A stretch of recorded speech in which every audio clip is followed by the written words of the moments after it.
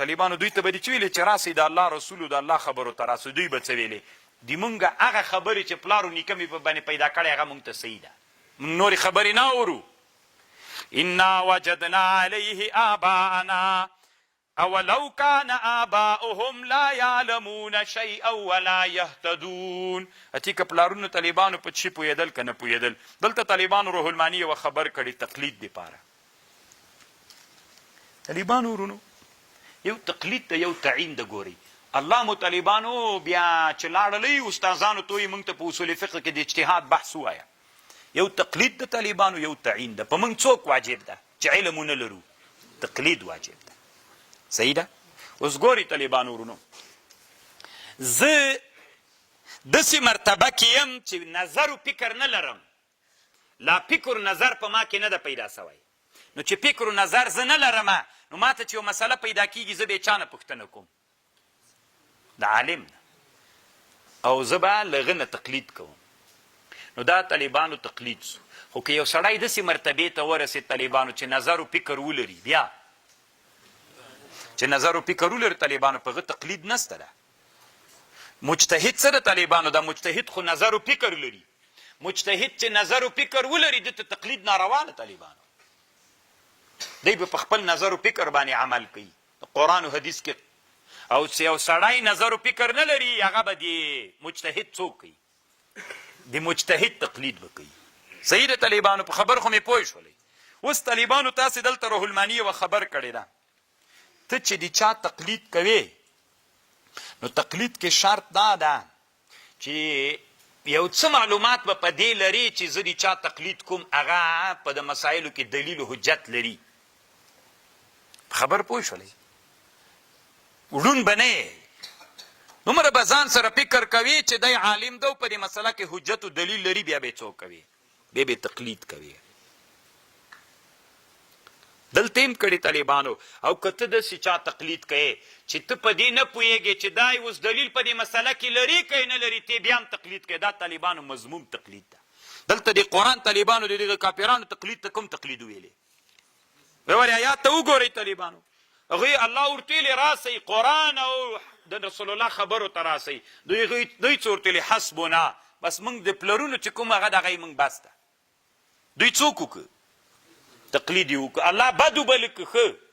بد یې وبله طالبانو. نو ټول تقلید څوک هم نه ده، ټول تقلید ښه هم نه ده، ټول تقلید بد هم نه ده. چې حق درته معلوم سي بیا څوک نسته. چې اصحاب النظر او اصحاب الفکر سړی ورسېږي بیا څوک نسته. ځکه طالبانو کله کله روح المانی وایي په دې مسله کې دما ده. دا خو طالبانو غټ علم ته را رسېدلی ده. نو چې حق ورته معلوم سي دی وایي زه بیا تقلید په ما څه کوې؟ زه تقلید بیا نه کوم. دې مسله کې زه بیا مقلد نه یم. تاسې خو واړه واړه چې وایي چې اوس خو وایي نو وزلی مې وایي دا تقلید څنګه نه مني؟ نو خو تقلید د چا دپاره ده؟ یو مضموم ده، یو څوک ده؟ محمود ده. هغه تقلید مضموم د طالبانو ورونو چې تا ته حق معلوم یې، د حق او د نظر او د بصیرت چښتن یې، بیا هم چې ته تقلید کوې دا خو مضموم ده. دوی ته اوس طالبانو حق معلوم و چې الله او د رسول خبر حق ده او د چا خبره باطله ده، د پلرونو مو، خو بیا هم دوی تقلید کو. دا تقلید ناروا ده. چې حق درته معلوم سو طالبانو بیا تقلید نشته ده. خبر باندې پوهېږي؟ خو ګورئ طالبانو، او چې حق نه و درته معلوم نو ړانده ولئ، د بصیرت و د فکر چښتنان نه وئ، بیا به طالبانو تقلید کوئ. خو تقلید طالبانو په موږ واجب ده، نه تعین. تعین مصلحت ته طالبانو. لکه اوس ګورئ طالبانو، تاسې دا څلور مذهبونه دي: ابو حنیفه، امام مالک، امام شافعي، امام احمد ابن حنبل. ما ته یو مسله را پیښه سوله طالبانو. مثلا زه یم، ځکه د شافعي صاحب چې ما څه مسله پیښه سوله خپله رایه باندې به عمل نه کوم، تقلید به کوم. امام شافعي صاحب باندې مې عمل وکړو، تقلید مې وکړو که مې ونه کړ. خپل قول رایه باندې مې عمل کړی که تقلید مې وکړ. بل واري طالبانو بله مسله را پیښه سوله امام احمد ابن حنبل په مذهب مې وکړ. نن دنیا کې طالبانو یوه نظریه داسې روانه ده. دا اوس د دنیا لوی علما څه دي؟ موږ وایي غیر مقلدین دي. غیر مقلدین نه دي، مقلدین دي، غیر متعینین دي، تعین نه کوي. دوی وایي چې کوم مسله د موږ دپاره مفیده وه، په همغه کله په شافعیت، کله په حنبلیت، کله په مالکیت باندې عمل کوو. لکه طالبانو دا دکتور زهیلي څه ده؟ دی طالبانو د دغه مسلک والا سړی ده. دی حنفیت و شافعیت و مالکیت ټول کتاب کې راوړي. بیا وایي چې اوس مدینه منوره څه د طالبانو چې د اسلام لویه مدرسه ده پکې جامع اسلامیه، هلته استادان چې دي تقلید کوي، طالبانو خو تعیین نه کوي. مثلا طالبانو ته حدیث وایي ترمذي کې یو باب راشي بحث وکي د ټولو دلیل راوړي، بیا وایي چې د ما نن دا مذهب حق ده. تقلید سو طالبان، سبا ته بیا وایي دا مې حق سو. دا تعیین څه ده طالبانو؟ دا مصلحت ده.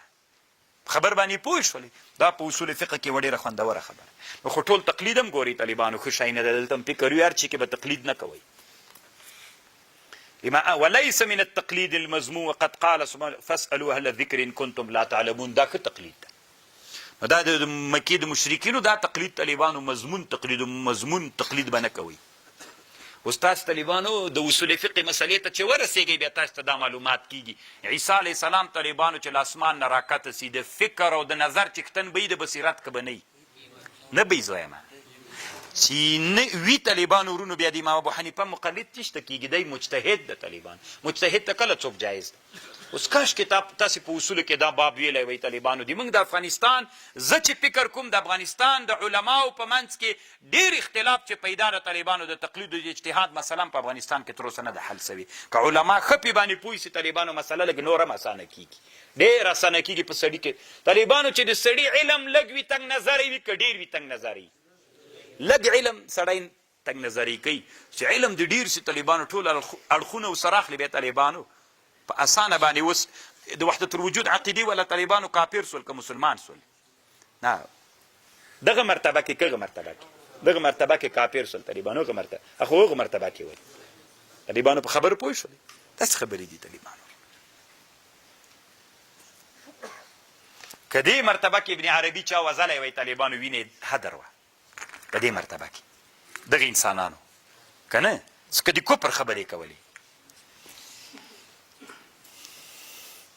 یا ایها ځکه منصور هم طالبانو راوزړاو، منصور یې وزلی طالبانو په کفر یې وزلی، دغه د کفر خبره یې کړې ده. تاسې وایي چې منصور یې داسې په دا راوزړاو داسې یې کړل. منصور خو طالبان دا خبرې کولې. په خبر پوه شولی که نه؟ ګوګوګانو په دې لا نه یې خبر چې دا منصور څوک و. امام ذهبي په کفر فتوا کوي، ابن تیمیه په کفر فتوا کوي، یو عبدالوهاب شعراني د طالبانو دفاع کوي، هغه وایي چې نه ده کافر. یو څه علما نور هم دفاع کوي طالبانو. ابن کثیر په البدایه و نهایه کې سخت زړه ورته ډک د طالبانو. دا ساحر سړی تېر سوی و، هغه او دغه د طالبانو خبرې شته ښه. دغسې د سړی په شعر کې یادوي طالبانو چې د شهادت یقیني وي. او منصور غونې طالبانو نه جنجالي سړی په شعر کې مه یادوي. شاعران دي الله په دوی رحم وکړي فی کل واد یهیمون، په هره کنده کې حیران وي طالبان. یا ایها الذین آمنوا علیکم انفسکم لا یضرکم من ضل اذ اهتدیتم الى الله مرجعکم جمیعا فینبئکم. یا الذین آمنوا علیکم انفسکم، تاسې لازم اوسیږئ د خپلو نفسونو سره د خپلو نفسونو محافظه وکئ. لا یضرکم من ضل، ضرر نسی رسوی تاسی تا اذ اهتدیتم چه کل تاسی امر بالمعروف وکئ. الى الله مرجعکم جمیعا فینبئکم بما کنتم تعملون.